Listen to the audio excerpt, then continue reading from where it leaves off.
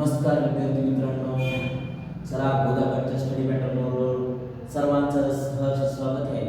बघा, आज आपण कालच आपला एक पार्ट 1 झाला रक्त विसरण संस्थेचा.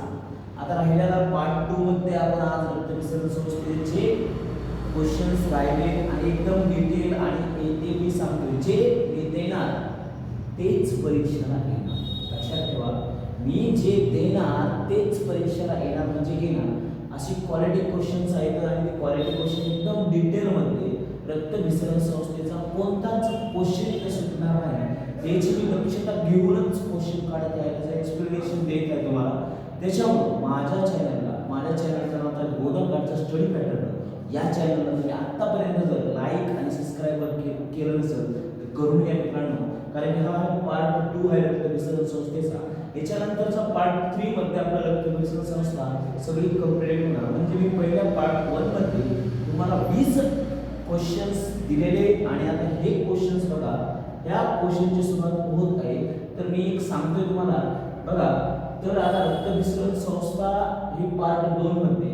तर मित्रांनो, बाळांनो, लक्षात ठेवा, याच्या बाहेर 90चा क्वेश्चन कोणता जाणार नाही म्हणजे जाणार नाही. परीक्षा अभ्यास मधला रक्त विसरण संस्थे जर एखादा क्वेश्चन आला आणि ह्याच्यामधला अजिबात तुम्हाला ह्याच्यामधूनच क्वेश्चन पडणार. हे मी जेवढे क्वेश्चन देईन, मी म्हणतोय ना, मी जे देणार तेच येणार. जे मी देणार तेच येणार. लक्षात ठेवा, हे मी जे देणार तेच येणार.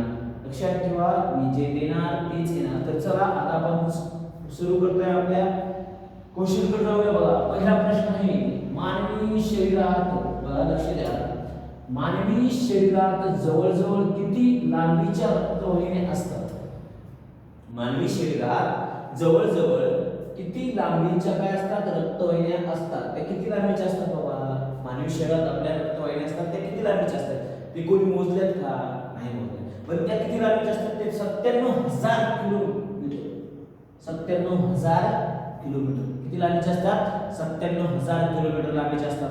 तर हा प्रश्न 100% म्हणजे 100% हे 8वी एमएमएस आसू की 5वी परिसर अभ्यास म्हणजे 5वी नवोदय आसू याला देखील मला एक सांगायचं राहून गेलं की हे 8वी एमएमएस साठी देखील हे प्रश्न अत्यंत महत्त्वाचे आहेत. तरी पण 8वीच्या देखील मुलांना, 8वी एमएमएस वाल्या देखील मुलांना हे प्रश्न करून घ्यायचे आहेत. लक्षात ठेवा, ही दक्षता घ्यायची आहे. आणि आता बघा, पहिला प्रश्न काय झाला आपल्याला, मानवी शरीरात जवळजवळ किती लांबीच्या रक्तवाहिन्या असतात? तर किती लांबीच्या असतात बाळांनो? तर असतात, ते असतात 97,000 किलोमीटर. बघा, 97,000 किलोमीटर लांबीच्या असतात.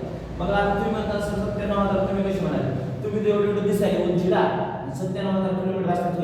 असतात 97,000 किलोमीटर असतात रक्तवाहिन्या. लक्षात ठेवा. दुसरा क्वेश्चन, दुसरा बघा, रक्तदाबानुसार रक्तवाहिन्याचा चढता क्रम म्हणजे काय म्हणते? रक्तदाबानुसार रक्तवाहिन्याचा काय चढता क्रम? चढता तुमच्या पायातून घराला चढायचं, चढत जातात ना, टुम टुम टुम टुम टुम टुम, तसा चढता क्रम म्हणजेच काय? चढता क्रम म्हणजे पहिल्यांदा येते शिरा. ओके, शिरा येतात, नंतर येते केशवाहिन्या, नंतर येते धमन्या. बघा, नंतर काय पहिल्यांदा काय ते शिरा. आता मी काय म्हणतो, शिरा म्हणजे काय नेमकं बाबा? शिरा. ओके, बघा, शिरा कशा असतात? ह्या कमी दाब. ओके, म्हणजे शिरा कशा असतात बाबा? कमी दाबाच्या असतात. ओके, बघा, शिरा मी काय म्हणतो बाबा, शिरा. आता शिरा कशा असतात बघा, शिरा कशा असतात? अशुद्ध. ओके, बघा, शिरा ह्या अशुद्ध रक्ताचं वहन करतात. शिरा कशाचं वहन करतात? अशुद्ध रक्ताचं वहन करतात. ओके, केशवाहिन्या झाला आणि धमन्या झाल्या. ओके, शिरा या अशुद्ध रक्ताचं वहन करतात आणि अशुद्ध रक्त आपल्या हार्ट मध्ये घेऊन जातात आणि आपला हार्ट हा शुद्ध रक्त महाधमनीच्या द्वारे सर्व संपूर्ण शरीरामध्ये पाठवतो. लक्षात ठेवा, हे दुसरा प्रश्न, शिरा, केशवाहिन्या आणि धमन्या. ओके, हा बघा, हे पण महत्त्वाचा प्रश्न. त्याच्यानंतर बघा, तीन क्रमांकाचा क्वेश्चन बघा, रक्तवाहिन्याचा अभ्यास करणे म्हणजे काय? रक्तवाहिन्याचा अभ्यास करणे म्हणजे नेमकं काय? त्याला काय म्हणतात? रक्तवाहिन्याचा अभ्यास करायला नेमकं बाबा त्याला काय म्हणायचं? हे देखील महत्त्वाचा क्वेश्चन आहे. त्याला म्हणतात ॲनॉलॉजी. त्याला काय म्हणतात? ॲनॉलॉजी. ANGIOLOGY, analogy. ओके, महत्त्वाचं आहे, लक्षात ठेवा बाळांनो. हे देखील क्वेश्चन तुम्हाला येण्याची दाट शक्यता आहे. लक्षात ठेवा. त्याच्यानंतर बघा, रक्त किती घटकांनी बनलेलं असतं? आणि ते कोणत्या. रक्त किती घटकांनी आणि ते कोणत्या. बघा रक्त किती घटकांनी बनलेलं असतं आणि ते कोणत्या कोणत्या घटक त्याच्यामध्ये समाविष्ट असतात ते देखील महत्वाचं आहे. त्याच्यामध्ये बघा रक्त किती घटकांनी बनलेले असते आणि ते कोणत्या. बघा प्रश्न क्रमांक 4 आहे रक्त हा रक्तद्रव म्हणजे प्लाझ्मा. बघा किती घटक आहेत. बघा 2 घटक आहेत त्याच्यामध्ये.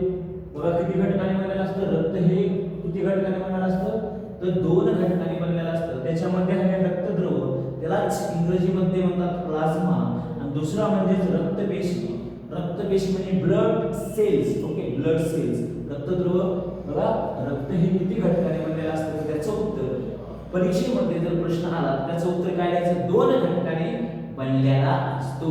ते म्हणजे कोणते 2 घटक रक्तद्रव आणि रक्तपेशी. ओके रक्तद्रव म्हणजे प्लाझ्मा, दुसरा घटक म्हणजेच रक्तपेशी.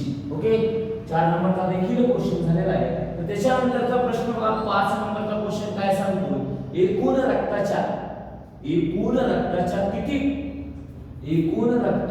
किती टक्के भाग रक्तद्रवाचा असतो. एकूण रक्ताच्या किती टक्के भाग रक्तद्रवाचा असतो. तर याचं उत्तर हे 55%. किती असतं 55%. ओके बघा 55. परत एक क्वेश्चन घेऊन आपण एकूण रक्ताचा किती टक्के भाग रक्तद्रवाचा असतो. तर किती टक्के असतो 55% भाग रक्तद्रवाचा असतो. त्याच्यानंतरचा क्वेश्चन आहे 6 नंबरचा क्वेश्चन रक्तद्रवामध्ये किती टक्के पाणी असते. रक्तद्रवामध्ये किती टक्के पाणी असते म्हणजे प्लाझ्मामध्ये किती टक्के पाणी असते. बाबा प्लाझ्मामध्ये पाणी असते 90%. प्लाझ्मामध्ये किती टक्के पाणी असतं 90%. लक्षात ठेवा प्लाझ्मामध्ये रक्तद्रवामध्ये 90% पाणी असते आणि प्रथिने असतात 7%. किती टक्के असतात 7%. प्रथिने असतात 7% आणि असेंद्रिय घटक असतात ते 3%. म्हणजे टोटल झालं 100%. बघा लक्षात ठेवा रक्तद्रवामध्ये किती टक्के पाणी असतं. प्रश्न जर आला असा 9वीला 5वी 9वीला असो 11वीला असो हा जर प्रश्न आला आणि हा प्रश्न अत्यंत IMP हा प्रश्न 100% म्हणजे 100% बाळांनो येऊ शकतो. बघा रक्तद्रवामध्ये किती टक्के पाणी असते तर त्याचं उत्तर दिलं पाहिजे 90%. त्याचं उत्तर काय दिलं पाहिजे आपण 90%. या पर्यायाला तुम्ही काय केलं पाहिजे गोल केलं पाहिजे 90%. आणि ह्याच्यामध्ये दुसरे देखील घटक समाविष्ट असतात. त्याच्यामध्ये असतं प्रोटीन म्हणजे 7% म्हणजे 7%. प्रथिने असतात आणि असेंद्रिय घटक असतात 3%. ओके चला दुसऱ्या प्रश्नाकडे बोलू आपण. रक्तद्रव बघा रक्तद्रव किती प्रकारचे प्रथिने आढळतात.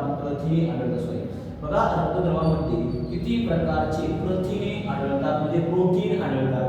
बघा रक्तद्रवामध्ये किती प्रकारचे प्रथिने आढळतात तर त्याचं उत्तर आहे 4 प्रकारचे प्रथिने आढळतात. रक्तद्रवामध्ये किती प्रकारचे प्रथिने आढळतात तर किती प्रकारचे बाळांनो तर 4 प्रकारचे प्रथिने आढळतात. आणि ते कोणते असतात बघा त्याच्यामध्ये असतं ग्लोबिउलिन आणि अल्ब्युमिन आणि प्रोथॉबिन आणि फायब्रोजिन. ओके बघा ग्लोबिउलिन अल्ब्युमिन आणि प्रोथॉबिन आणि फायब्रोजिन. ओके बघा ह्याच्यामध्ये ग्लोबिनचं काम काय आहे ग्लोबिउलिनचं काम काय आहे तर तो अँटीबॉडीचं कार्य करतो. ओके अँटीबॉडी तयार करतो. अँटीबॉडी आपल्या शरीरामध्ये म्हणजेच क्षमता ओके जेवढी म्हणजे ताकद वगैरे ह्याच्यासाठी हे ग्लोबिन काम करतं.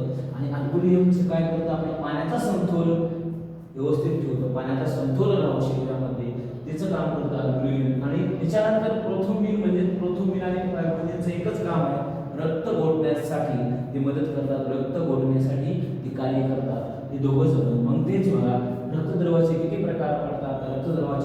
रक्तद्रवाचे किती प्रकारचे प्रथिने आढळतात तर 4 प्रकारचे. आणि 4 प्रकार देखील मी तुम्हाला सांगितलेलं आहे.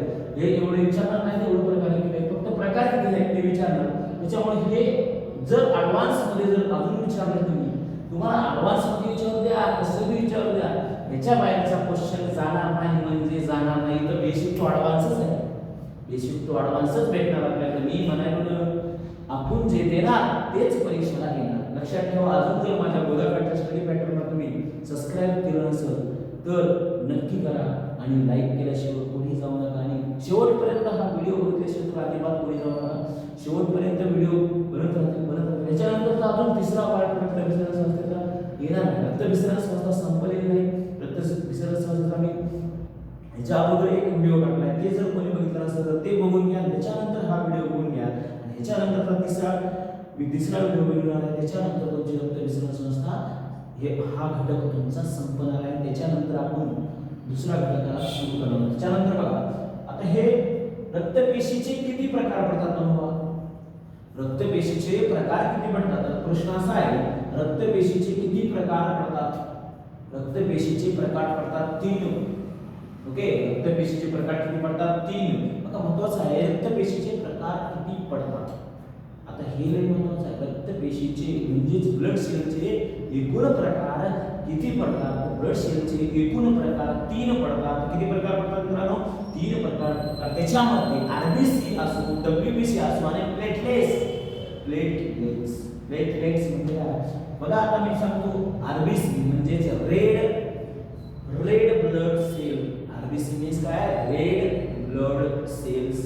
त्याच्या नावातच आहे लाल रक्तपेशी. लाल रक्तपेशी म्हणजे का रेड ब्लड सेल.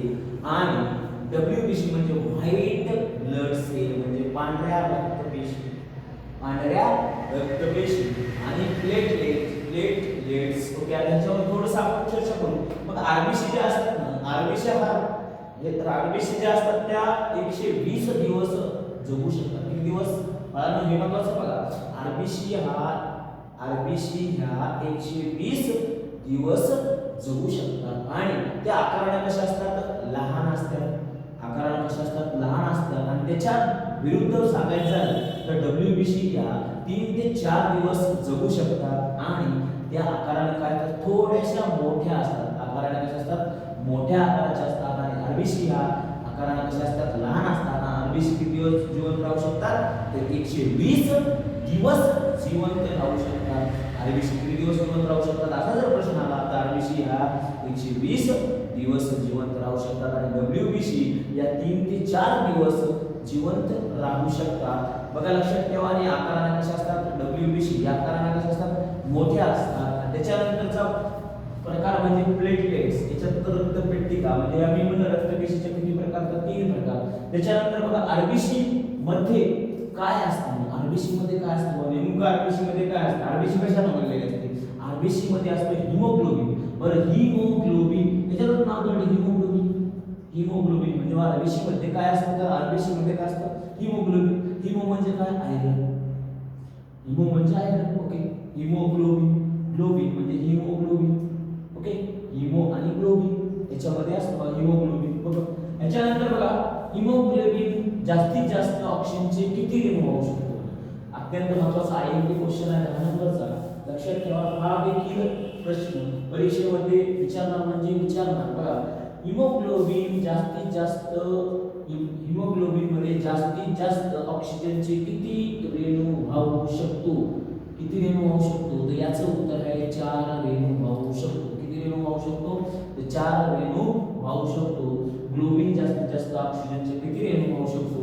तर ऑक्सिजनचे 4 रेणू वाहू शकतो. याच्यानंतर बघा ग्लोबिन कमतरतेमुळे कोणता रोग होतो? हिमोग्लोबिनच्या कमतरतेमुळे कोणता रोग होतो? म्हणजे हिमोग्लोबिनमुळे बाबा आपल्या शरीरात जर हिमोग्लोबिनच्या कमतरता झाली तर काय होतं बाबा? नेमकं कोणता रोग होतो? तर त्याचं उत्तर आहे अॅनिमिया. त्याचं उत्तर काय? अॅनिमिया. बघा लक्षात ठेवा. हे देखील आयएमपी क्वेश्चन आहे. मी काय म्हणालो? मी इथं जे देणार तेच परीक्षेला येणार. याच्या बाहेर जर तुम्ही काही करायचं गरज नाही. मी जेवढे रक्तभिसरण संस्थेचे मी हे पार्ट बनवून तेवढे बघा आणि तुम्ही दुसरं काही वाचू नका, काही नाही. एवढं करत राहा आणि एवढ्या ह्याच्या नोट्स काढून ठेवा. लक्षात घ्या. आणि दुसरा बघा डब्ल्यूबीचे किती प्रकार पडतात? डब्ल्यूबीसी म्हणजे व्हाईट म्हणजे पांढऱ्या रक्तपेशीचे किती प्रकार पडतात बाबा? तर पांढऱ्या रक्तपेशीचे प्रकार पडतात 5. पांढऱ्या रक्तपेशीचे प्रकार किती पडतात? 5 प्रकार पडतात. 5 प्रकार पडतात. त्याच्यानंतर बघा रक्त शरीरात गोठू नये म्हणून कोणतं रसायनाचा वापर होतो? बघा रक्त शरीरात गोठू नये म्हणून कोणत्या रसायनाचा वापर होतो, तो याचं उत्तर आहे हिपॅरिन. याचं उत्तर काय हिपॅरिन. ओके, हिपॅरिन म्हणजे रक्त शरीरामध्ये गोठून आहे, आपल्या शरीरामध्ये ते रक्त गोठून आहे, ते नियंत्रित राहावं, तर ते रसायन कोणतं आहे, ते रसायनाचं नाव आहे हिपॅरिन. लक्षात ठेवा, हे रक्त त्याचं नाव काय हिपॅरिन, हे लक्षात ठेवायचं. त्याच्यानंतर सूज आल्यानंतर जिथं रक्तस्राव स्रावतंय, स्रावणारे रसायन कोणतं बाबा, ते थांबवण्याचं कार्य कोण करतं, तर हिस्टामाइन नावाचं रसायन करते. लक्षात ठेवा, हिस्टामाइन नावाचं रसायन करते. आणि हे हिपॅरिन आणि हिस्टामाइन हे तयार कोण करतो बाबा, हे हिपॅरिन आणि हिस्टामाइन हे तयार कोण करतं, तर ते तयार करतं हिपॅरिन आणि हिस्टामाइन कोण तयार करतं, ते मास्ट पेशी.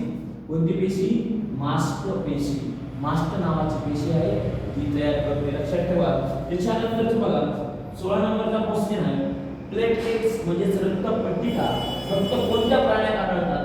बघा प्लेटलेट्स हे अत्यंत महत्त्वाचं आहे, ऐन क्वेश्चन आहे. बघा 16 नंबरचा प्लेटलेट्स रक्तपट्टिका फक्त कोणत्या प्राण्यात आढळतात, त्या फक्त आणि फक्त सस्तन प्राण्यात म्हणजे आपल्या मानवामध्ये आढळतात. लक्षात ठेवा, फक्त आणि फक्त कोणत्या सस्तन प्राण्यात म्हणजे केस वगैरे असतात त्या प्राण्यामध्ये हे आढळतात. आपण तीन प्रकारचे प्राणीचा उदाहरण लक्षात ठेवा. हो प्लेटलेट्स रक्तपट्टिका फक्त कोणत्या प्राण्यात आढळतात, सस्तन प्राण्यातच आढळतात. त्याच्यानंतर बघा 16 झाला, आता 17 नंबरचा क्वेश्चन, शरीराच्या वजनाच्या, बघा महत्त्वाचा क्वेश्चन आहे, शरीराच्या वजनाच्या किती टक्के भाग म्हणजे रक्त होईल. परत सांगतोय, शरीराच्या वजनाच्या किती टक्के भाग म्हणजे रक्त होईल, तर याचं उत्तर असेल 8%. याचं उत्तर काय असेल 8%. शरीराच्या वजनाच्या किती टक्के भाग म्हणजे रक्त होईल, तर 8% होईल. याच्यानंतरचा प्रश्न आहे 18 नंबरचा, मानवी शरीरात साधारणतः किती रक्त असते. बघा मानवी शरीरात, हे भी महत्त्वाचा क्वेश्चन आहे, मानवी शरीरात साधारणतः किती रक्त असते, मानवी शरीरात साधारणतः किती रक्त असते, तर याचं उत्तर आहे 5 लिटर. किती, 5 लिटर. 5 लिटर आपल्या शरीरात किती रक्त असते, तर 5 लिटर रक्त असते. लक्षात ठेवा. 19 नंबरचा प्रश्न आहे, रक्त हा कोणत्या ऊतीचा प्रकार आहे. अत्यंत म्हणजे अत्यंत महत्त्वाचा क्वेश्चन आहे. बघा रक्त हा कोणत्या ऊतीचा प्रकार आहे, त्यालाच म्हणतात संयोजी ऊती, त्यालाच म्हणतात इंग्लिशमध्ये कनेक्टिव्ह टिश्यू. ओके, कनेक्टिव्ह टिश्यूचा हा प्रकार आहे. रक्त हा कोणत्या ऊतीचा प्रकार आहे, तर संयोजी ऊती म्हणजेच कनेक्टिव्ह टिश्यूचा हा प्रकार आहे. बाळांनो लक्षात ठेवा, रक्ताचा अभ्यास करणारे शास्त्र म्हणजेच हेमॅटॉलॉजी. रक्ताचा अभ्यास करणारे शास्त्र म्हणजेच काय, हेमॅटॉलॉजी. रक्ताचा अभ्यास करणारे शास्त्र म्हणजेच हेमॅटॉलॉजी. बघा इथं झाले आपले 20 प्रश्न. तर बघा आता आपण तिसऱ्या पार्टमध्ये अजून एक पार्ट होणार आहे, त्याच्यामध्ये राहिलेले क्वेश्चन्स आणि डिटेल आपण देणार आहोत. बघा मी जेवढे पार्ट देईन तेवढेच करायचे, बाकी वितरित करायची गरज नाही. इतर जे देणार तेच परीक्षेला येणार म्हणजे येणार, मी खात्रीपूर्वक सांगतो. आणि आतापर्यंत माझ्या चॅनलला तुम्ही सबस्क्राईब केलं नसेल तर कृपया करून चॅनलला सबस्क्राईब करा. माझ्या चॅनलचं नाव गोदाकडचा स्टडी पॅटर्न. या चॅनलला नक्की तुम्ही सबस्क्राईब करा, लाईक करा आणि शेअर करा. धन्यवाद मित्रांनो, भेटू पुढच्या व्हिडिओमध्ये. धन्यवाद.